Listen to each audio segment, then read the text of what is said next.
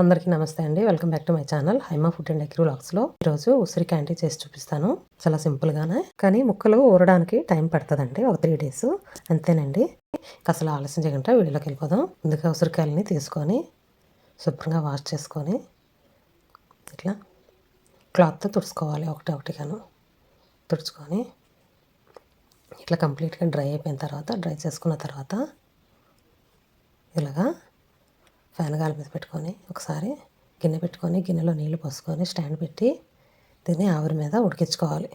5 నిమిషాల దాకా medium flame మీద ఉడికించుకుంటే సరిపోతుంది.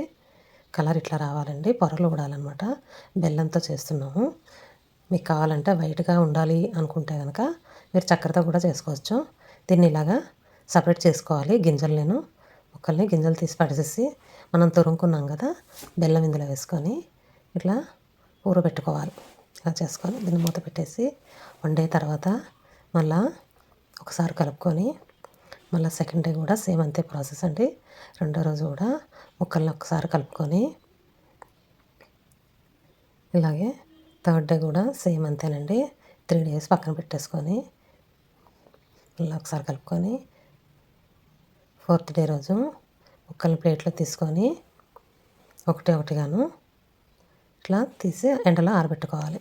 ఇట్లా ఎండలో ఆరబెట్టుకొని 1 day అయితే సరిపోతుందండి. గట్టిగా ఎండ కాస్తే చూడండి ఎండిపోయాయి.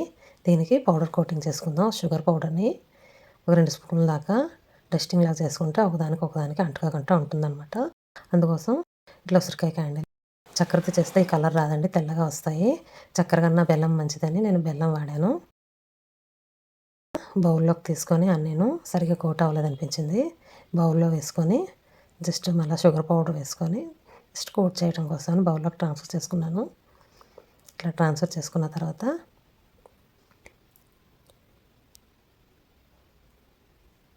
కొంచెం పౌడర్ షుగర్ మళ్ళీ వేసుకొని పైనుంచి కోట్ చేసుకోవాలి. అంతేనండి. ఇలా కోట్ చేసుకున్న తర్వాత ఎయిర్ టైట్ కంటైనర్లో వేసుకొని స్టోర్ చేసుకుంటే ఒక 1 రోజుల దాకా ఉంటాయండి. ఫ్రిడ్జ్లో పెట్టుకుంటే 1 రోజులు ఏంటండి, సంవత్సరం రోజుల పాటు కూడా ఉంచుకోవచ్చు. ఇట్లా చేసుకోండి, ట్రై చేయండి. మీకు ఎలా వచ్చిందో కామెంట్ రూపంలో తెలియజేయండి.